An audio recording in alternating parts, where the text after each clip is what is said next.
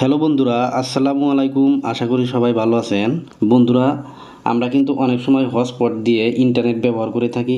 অনেক সময় আমরা একটা ডিভাইস থেকে অনেকগুলো ফোন হটস্পটের মাধ্যমে ইউজ করি এবং নেটের স্পিড কিন্তু কমে যায়। আজকে আপনাদেরকে এমন একটা সেটিং দেখাবো যে সেটিং করে নিলে আপনার হটস্পটের স্পিড কিন্তু 5Gতে করে নিতে পারবেন। বন্ধুরা, এই ভিডিওটি কিন্তু 100% কাজে দিবে, অর্থাৎ আপনাদের কারো না কারো উপকারে আসবে। তাই ভিডিওটি না টেনে সম্পূর্ণ দেখুন।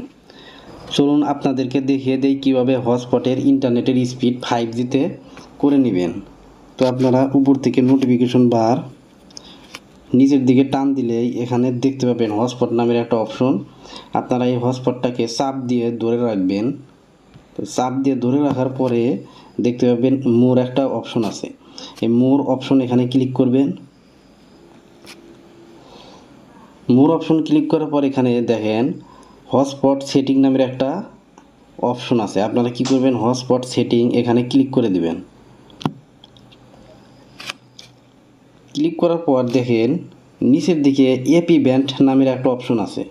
এর নিচে আছে 2.4 GHz। আপনারা এখানে ক্লিক করবেন। ক্লিক করার পর নিচের দিকে দেখতে পাবেন 5 GHz। তো আপনারা এখানে ক্লিক করে দিবেন। দেখেন আপনার এপি ব্যান্ড কিন্তু এখন 5 GHz চলবে। তো জাস্ট আপনারা এই সেটিংটা আপনারা করে দিবেন।